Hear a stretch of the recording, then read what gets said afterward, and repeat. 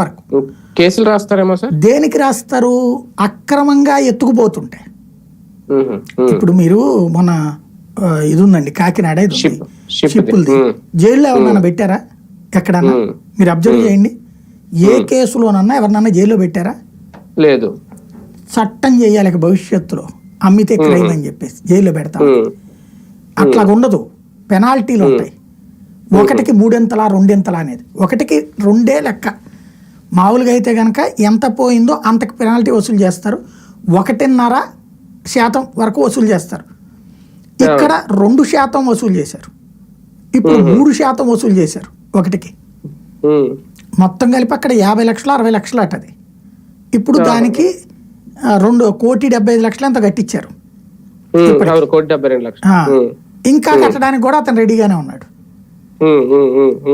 ఇక్కడ బేసిక్ గా ఏంటంటే పేరు తనది, గోడౌన్ అతను సొంత పేరుని నాని గోడౌన్ కాబట్టి ఎంత ఇష్యూ జరిగింది. అది ఇక్కడ పాయింట్ ఏంటంటే అది నడిపించేది సివిల్ సప్లైస్ వాళ్ళే. అవును, సివిల్ సప్లైస్ వాళ్ళే నడిపిస్తారు.